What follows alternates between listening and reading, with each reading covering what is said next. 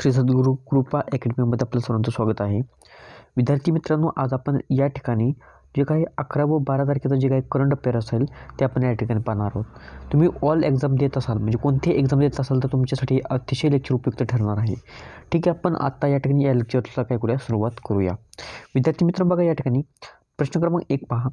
अलीकडेच कोणत्या राज्य सरकारने 2024-25 या वर्षासाठी 7.36 लाख करोड रुपयांचा अर्थसंकल्प सादर केलेला आहे? तर उत्तर प्रदेश या राज्य सरकारने विद्यार्थी मित्रांनो सध्या त्यांचं बजेट काय केलेलं आहे, सादर केलेलं आहे. बघा या ठिकाणी हे बजेट जे आहे उत्तर प्रदेश विधानसभा अर्थसंकल्प आहे, हे लक्षात ठेवा. उत्तर प्रदेशच्या अर्थमंत्र्यांनी ते सादर केलेलं आहे. तर उत्तर प्रदेशचे अर्थमंत्री कोण आहे, तर सुरेश खन्ना हे उत्तर प्रदेशचे अर्थमंत्री आहेत. मग विद्यार्थी मित्रांनो, सध्या आता आपण काय करूया, उत्तर प्रदेशबद्दल थोडक्यात माहिती पाहूया. विद्यार्थी मित्र, बऱ्याच लेक्चर्समध्ये आपण ही माहिती पाहिलेली आहे. बघा, याचं कारण एवढंच आहे की तुमची प्रत्येक वेळी रिव्हिजन झाली पाहिजे, हा एक उद्दिष्ट आहे आपल्याकडे. तर ठीक आहे, आपण या ठिकाणी प्रश्न पाहूया. या ठिकाणी उत्तर प्रदेशबद्दल थोडक्यात माहिती पाहूया. या ठिकाणी पहा, दुधवा राष्ट्रीय उद्यान 1977 सालचं आहे, हे लक्षात ठेवा. उत्तर प्रदेशमधील महत्त्वाचे वारसा स्थळ आहेत. आग्र्याचा किल्ला हे 1983 साली वारसा स्थळ म्हणून घोषित करण्यात आलेला आहे. ताजमहल 1983 रोजी आणि फतेहपूर सिक्री 1986 मध्ये वारसा स्थळ म्हणून त्याची घोषणा करण्यात आलेली आहे. आता उत्तर प्रदेश या राज्याची स्थापना विचारली तर 24 जानेवारी 1950 रोजी झालेली आहे. राजधानी कोणती विचारली तर तुम्हाला ती लखनौ ही राजधानी माहिती असणं गरजेचं आहे. विद्यार्थी मित्रांनो, या ठिकाणी उत्तर प्रदेश राज्यातील 2024 जे काही इम्पॉर्टंट घडामोडी घडलेल्या आहेत त्या या ठिकाणी पाहूया. या ठिकाणी पहा, उत्तर प्रदेश या राज्याची पहिली जल मेट्रो अयोध्या येथे सुरू करण्याची घोषणा करण्यात आलेली आहे. अयोध्या येथे राम मंदिर बांधण्याचं कार्यभाग प्राणप्रतिष्ठा श्रीरामाचे झालेले आहे. उत्तर प्रदेशच्या पहिल्या फ्लोटिंग रेस्टॉरंटचे उद्घाटन प्रयागराज येथे करण्यात आलेलं आहे. गंगा डॉल्फिन राज्य जलचर प्राणी घोषित करण्यात आलेला आहे. सर्व सरकारी शाळांमध्ये स्मार्ट क्लास सुविधा उपलब्ध करून देणारा पहिला जिल्हा उत्तर प्रदेशचा कोणता आहे, तर बरेली हा पहिला जिल्हा आहे. त्याचप्रमाणे बघा, उत्तर प्रदेशचे पहिले सौर शहर अयोध्या हे शहर आहे. हर घर सौर मोहीम ही लखनौ आणि वाराणसी उत्तर प्रदेशमध्ये सुरू करण्यात आलेली आहे. गिफ्ट डीड योजना ही उत्तर प्रदेशने सुरू केलेली आहे. विद्यार्थी मित्र, हे जे काही सर्व पॉईंट्स आहेत ज्या ते डेली करंट अफेअर्समध्ये काय केलेलं आहे, आपण डिटेलमध्ये पाहिलेले आहेत. तर आपण काय करू, तर तुम्ही त्यासाठी डेली करंट अफेअर्स पहा. प्रत्येक चालू घडामोडीच्या प्रत्येक लेक्चर्समध्ये तुम्हाला सर्व गोष्टी डिटेलमध्ये अगदी समजून जातील. यानंतर पहा, अलीकडेच भारतीय लष्कराचे नवे उपप्रमुख म्हणून कोणाची नियुक्ती करण्यात आलेली आहे? लेफ्टनंट जनरल उपेंद्र द्विवेदी हे आहेत. Lieutenant general M.V. Sachendra Kumar यांच्या जागेवर त्यांची नियुक्ती करण्यात आलेली आहे. 15 फेब्रुवारीपासून त्यांची नियुक्ती होणार आहे. आता या ठिकाणी भारतीय सैन्य दिन कधी साजरा केला जातो, तर 15 जानेवारी रोजी केला जातो. त्याचप्रमाणे भारतीय लष्कराचे अध्यक्ष तुम्हाला माहिती असणं गरजेचं आहे. ते कोण आहेत, ते लेफ्टनंट जनरल मनोज पांडे हे लक्षात ठेवायचे आणि ते 29वे आहेत, हे लक्षात ठेवा. यानंतर पहा, कोणत्या अंतराळवीराने अंतराळात सर्वाधिक जास्त काळ राहण्याचा जागतिक विक्रम केलेला आहे? विद्यार्थी मित्रांनो, व्हेरी इम्पॉर्टंट असा हा प्रश्न आहे. कोणत्या ना कोणत्या एक्झाममध्ये तुम्हाला विचारला जाणार आहे. या ठिकाणी आहे ओलेग कोर्निएंको हे अंतराळ सर्वाधिक जास्त काळ त्यांनी थांबण्याचा किंवा ज्या अंतराळवीर असे आहेत की त्यांनी जास्तीत जास्त दिवस अंतराळामध्ये त्यांनी काय केलं आहे, प्रवास केलेला आहे. या ठिकाणी हे रशियन अंतराळवीर आहेत, महत्त्वाचा पॉईंट आहे. यापूर्वी बघा, गेनेडी पडल्का 878 दिवसांपेक्षा जास्त दिवस अंतराळात राहिलेले आहेत. यासुद्धा रशियन आहेत, हे पण लक्षात ठेवा तुम्ही.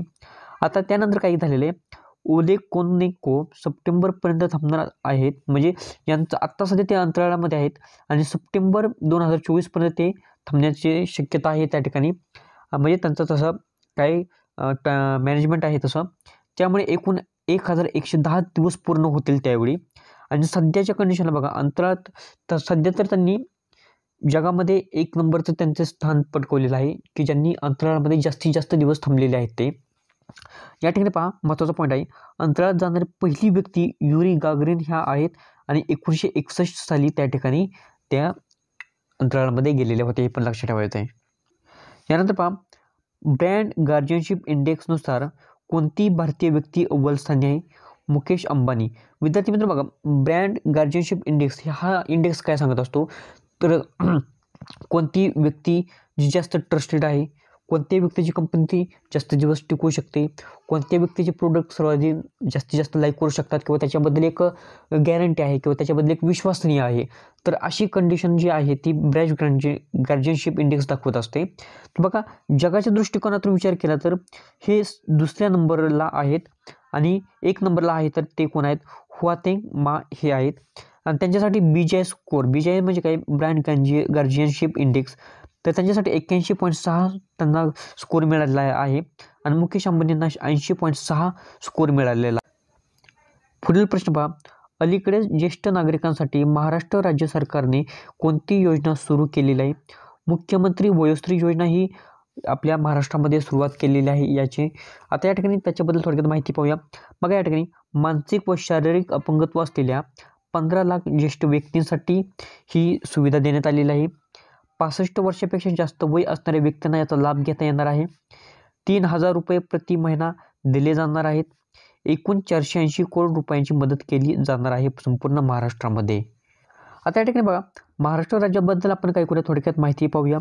राजधानी कोणती आहे? मुंबई आणि नागपूर या 2 राजधानी महाराष्ट्र राज्याच्या आहेत. मुख्यमंत्री कोण आहेत? एकनाथ शिंदे आहेत. राज्यपाल कोण आहेत? रमेश बैस आहेत. महाराष्ट्रामधील सर्वात महत्त्वाचे सरोवर कोणते आहे? तर लोणार सरोवर हे महत्त्वाचे मुख्य सरोवर आहे. लोकनृत्य कोणते आहेत? तर लावणी, पोवाडा आणि कोळी हे 3 महत्त्वाचे लोकनृत्य आहेत. महाराष्ट्रामध्ये एकूण जिल्हे विचारले तर एकूण जिल्हे 36 आहेत. विधानसभेचे सीट किती असतात? 288. लोकसभा सीट किती आहेत? 48. आणि राज्यसभा सीट विचारले तर 19 आहेत. हे पण लक्षात ठेवायचं आहे. यानंतर पुढील प्रश्न पहा, अहमद अवद बिन मुबारक हे कोणत्या देशाचे नवीन पंतप्रधान आहेत? यमन या देशाचे नवीन पंतप्रधान आहेत. यमनची राजधानी विचारली तर साना ही आहे. चलन विचारलं तर यमनी रियाल हे आहे. आता यानंतर पुढील प्रश्न पाहूया, एराटोस्थेनीस या पाण्याखालील खोऱ्याचा शोध कोणत्या देशाच्या शास्त्रज्ञांनी लावलेला आहे? तर इस्रायल शास्त्रज्ञांनी लावलेला आहे. बघा, पुढील प्रश्न पाहूया. आता या ठिकाणी अलीकडेच बोटचे ब्रँड ॲम्बॅसेडर कोणाला बनवलेले आहे?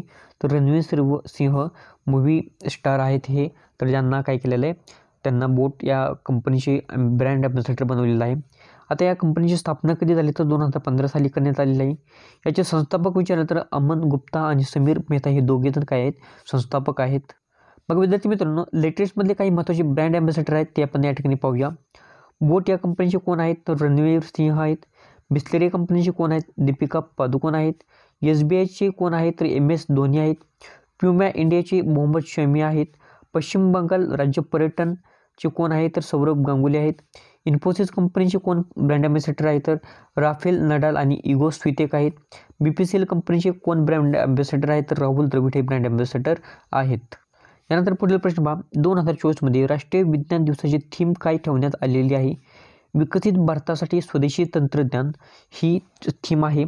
आता या ठिकाणी विज्ञान मंत्री कोण आहे? तर डॉक्टर जितेंद्र सिंह यांनी ही थीम घोषित केलेली आहे. आता या ठिकाणी विज्ञान दिवस कधी असतो? राष्ट्रीय विज्ञान दिवस बघा, सर चंद्रशेखर वेंकटरमण यांच्या स्मरणार्थ हा दिवस आपण साजरा करत असतो. दरवर्षी कधी विचारला तर 28 फेब्रुवारी. बघा, हा दिवस का साजरा केला जातो? 28 फेब्रुवारी 1928ला रमण प्रभावचा त्यांनी शोध लावलेला आहे. त्याच्यामुळे दरवर्षी 28 फेब्रुवारी हा दिवस आपण काय करतो? राष्ट्रीय विज्ञान दिवस म्हणून साजरा केला जातो. आता यांनी जो रमण प्रभावचा शोध लावला आहे त्याच्यानंतर बघा 1928 नंतर लगेच 2 वर्षानंतर 1930मध्ये त्यांच्या या शोधासाठी नोबेल पुरस्कार त्यांना देण्यात आलेला आहे. यानंतर पुढील प्रश्न पहा, 10 फेब्रुवारी 2024मध्ये होणाऱ्या कोणत्या शिखर परिषदेसाठी भारताला नामांकित केलेलं आहे? बघा, जागतिक सरकार परिषद आहे त्याच्यासाठी आयोजित करण्यात आलेलं आहे. तर त्या ठिकाणी बघा, आपल्या पंतप्रधान नरेंद्र मोदी यांना आमंत्रित करण्यात आलेलं आहे. मुख्य अतिथी म्हणून त्या ठिकाणी ते गेलेले आहेत. त्याचप्रमाणे बघा, याचं आयोजन विचारलं कोठे करण्यात आलेलं आहे? तर दुबई या ठिकाणी आयोजित करण्यात आलेलं आहे. 12 ते 14 फेब्रुवारी दरम्यान याचं आयोजन आहे, हे पण लक्षात ठेवायचं आहे तुम्हाला. त्यानंतर पुढे पहा, 14 फेब्रुवारीला अबुधाबीमध्ये PM नरेंद्र मोदी BAPS या हिंदू मंदिराचे उद्घाटन करणार आहे. बघा, अबुधाबीमध्ये सुद्धा एक हिंदू मंदिर आहे आणि त्या हिंदू मंदिराचं उद्घाटन सुद्धा करणार आहेत. आणखी एक महत्त्वाचा पॉईंट आहे बघा, या ठिकाणी 13 फेब्रुवारीला अबुधाबीमध्ये PM नरेंद्र मोदी यांच्या हस्ते अहलान मोदी हा कार्यक्रम ते घेणार आहेत. अहलान मोदी हा कार्यक्रम कशासाठी आहे? तर बघा, जे काही अबुधाबी आहे तर त्या ठिकाणी काय आहेत, काही भारतीय सुद्धा काम करत आहेत, बरोबर. तर त्या ठिकाणी तेथील भारतीय व्यक्तींना काही मार्ग सांगणे किंवा त्यांना काय मोटिवेट करणं, तर ह्यासाठी जे काही त्यांच्याबद्दल चर्चा करणं, बोलणं, त्यांची एक मीटिंग घेणं, तर त्याच्यासाठी अहलान मोदी हा एक कार्यक्रम त्या ठिकाणी घेणार आहे. बघा या ठिकाणी पुढील प्रश्न पाहूया. बघा या ठिकाणी अलीकडेच artificial intelligence and national security हे पुस्तक कोणी सुरू केलेलं आहे? तर जनरल अनिल चौहान यांनी हे पुस्तक अनावरण केलेलं आहे, लॉन्च केलेलं आहे. आता याचं जर लेखक विचारलं तर लेखक कोण आहे? तर विजय खरे आणि अमित सिंह कोण आहेत या पुस्तकाचे लेखक आहेत. हे दुसऱ्या क्रमांकाचे CDS आहेत. कोण? जनरल अनिल चौहान हे दुसऱ्या क्रमांकाचे कोण आहेत? CDS आहेत. प्रथम क्रमांकाचे CDS विचारलं तर जनरल बिपिन रावत आहेत. हे पण लक्षात ठेवायचं आहे, महत्त्वाचं. त्यानंतर पुढील प्रश्न पाहूया. अलीकडेच कोणत्या अरब देशाने भारतीय पर्यटकांना व्हिसा मोफत केलेला आहे? इराण या देशाने व्हिसा काय केलेले मोफत केलेला आहे. या ठिकाणी हा व्हिसा जो आहे फक्त 15 दिवसांसाठी व्हिसा मोफत केलेला आहे. बघा या ठिकाणी बघा जे काही इराण वगैरे देश आहेत, बरोबर, आता भविष्यामध्ये बऱ्याच ठिकाणी काय झालेलं आहे, जे काही इलेक्ट्रिकल व्हेकल्स वगैरे येत आहेत, बरोबर, त्याच्यामुळे जे काही हे इराण वगैरे देश आहेत, अरब देश आहेत, त्याच्यामध्ये काय आहे, पेट्रोल डिझेलचे जे काही भरपूर साठे आहेत, बरोबर, पण त्याच्यामुळे त्यांच्यामध्ये काय झालेलं आहे, पेट्रोल डिझेलच्या साठ्यामुळे त्यांच्याकडे येणारा भरपूर पैसा आहे. परंतु भविष्यामध्ये इन फ्युचरमध्ये काय होत आहे की बऱ्याच पेट्रोल डिझेलपेक्षा काय व्यतिरिक्त जे इलेक्ट्रिक गाडी असतील किंवा इतर बऱ्याच काही गोष्टी तंत्रज्ञान विकसित होत आहे आणि त्याच्यामुळे पेट्रोल डिझेलचा वापर हा अतिशय कमी प्रमाणामध्ये होण्याची शक्यता आहे. त्याच्यामुळं इराण, इराक किंवा इतर जे काही अरब देश आहेत त्यांनी काय केलेलं आहे, तर त्यांच्या इथं इतर गोष्टीतून म्हणजे पेट्रोल डिझेलच्या व्यतिरिक्त सुद्धा जे काही टुरिस्ट आहे, जे काही पर्यटक आहे त्यांना भेट द्यावी, पर्यटनाचा सुद्धा पैसा भरपूर मिळावा, त्याच्यामुळे त्यांनी काय केलेलं अशा गोष्टी आता सध्या लॉन्च करत आहेत. तर त्या आता त्यासाठी इराणने काय केलेलं आहे, व्हिसा मोफत केलेला आहे. प्रत्येक 6 महिन्यातून 15 दिवसांसाठी हा व्हिसा ते मोफत करणार आहेत. बघा पाठीमागील एका देशामध्ये बघा UAE पण सुद्धा जे काही काय केले, जे काही पर्यटक येत आहेत, बरोबर, त्यांच्यासाठी सध्या त्यांनी काय केलं, बिअर शॉपी वगैरे सुरू केलेले आहेत. तर गैरमुस्लिमांसाठी ते बिअर शॉपी होते, हे पण लक्षात ठेवा. त्याच्याबद्दल आपण एक्सप्लेनेशन पाठीमागे बऱ्याच वेळा केलेलं आहे. बघा या ठिकाणी पुढील प्रश्न पाहूया. कोणत्या राज्य सरकारने 40 रोपे प्रकल्पांसाठी NHAI सोबत करार केलेला आहे? महाराष्ट्र या राज्य सरकारने हा करार केलेला आहे. बघा या ठिकाणी नक्की काय सांगत आहे त्याच्यामध्ये बघा, बऱ्याच ठिकाणी डोंगराळ भाग आहेत, बरोबर, त्या ठिकाणी रस्त्यांचा विकास करणं अतिशय कठीण असतं, बरोबर, मग त्याच्यामुळे अशा प्रकारची रोपवे आहे, म्हणजे 40 रोपवे प्रकल्प आहेत ज्या ठिकाणी अतिशय कठीण डोंगराळ भाग आहेत, त्याच्यामध्ये जाण्या येण्यासाठी बघा किंवा रस्ता विकसित करणं अशक्य असतं. मग त्याच्यामध्ये काय केलेलं आहे, अशा रोपवेच्या माध्यमातून एका ठिकाणाहून दुसऱ्या ठिकाणी जाता येईल अशा प्रकारचे 40 रोपवे महाराष्ट्रामध्ये काय करणार आहेत, त्या ठिकाणी विकसित केले जाणार आहेत. बघा संपूर्ण भारतासाठी सुद्धा, कारण भारताचा सुद्धा एक प्रकल्प आहे, नितीन गडकरी यांनी त्याच्यासाठी प्रकल्प सुद्धा सांगितलेला आहे. तर त्याच्यामध्ये सुद्धा भरपूर मोठं 200 रोपवे प्रकल्प त्याच्यामध्ये सांगितलेला आहे त्यामध्ये. तर त्याबद्दल आपण सुद्धा इतर वेळी माहिती पाहूया. ठीक आहे, सध्या आता आपण काय करूया, पुढील प्रश्न पाहूया. मग विद्यार्थी मित्रांनो, हा शेवटचा प्रश्न आहे या लेक्चरचा. DEPW द्वारे दिव्य कला मेळा कुठे आयोजित करण्यात आलेला आहे? आगरतळा या ठिकाणी करण्यात आलेला आहे. आगरतळा कुठे आहे? तर त्रिपुरा या ठिकाणी आहे. त्रिपुरा या राज्यातील आहे हे शहर, लक्षात ठेवा.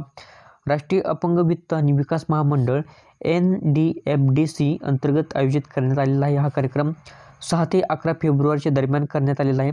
हे संस्करण किती आहे विचारलं तर 14वे संस्करण आहे आणि याचं उद्दिष्ट काय आहे हे पण महत्त्वाचं आहे. अपंग व्यक्तींकडे असलेल्या विविध कौशल्यांचे प्रदर्शन करण्यासाठी संधी प्रदान केली जात आहे. म्हणजे अपंग व्यक्तींमध्ये जे काही कौशल्य आहे ते त्यांना कौशल्य दाखवणं किंवा अपंग व्यक्तींना मोटिवेट करणं, त्यांच्यातलं कौशल्य जागृत करणं, हे या कार्यक्रमाचं काय आहे, मुख्य मोटिव्ह आहे, उद्दिष्ट आहे. विद्यार्थी मित्रांनो बघा, जर तुम्हाला या लेक्चरची महत्त्वाचं म्हणजे PDF जर हवी असेल तर PDF घेण्यासाठी तुम्हाला टेलिग्राम चॅनल जॉईन करून घ्या. आणि जी काही टेलिग्रामची लिंक आहे या व्हिडिओच्या डिस्क्रिप्शन बॉक्समध्ये देण्यात आलेलं आहे. तर त्या डिस्क्रिप्शन बॉक्समध्ये जाऊन तुम्ही काय करा, टेलिग्राम चॅनल जॉईन करून घ्या.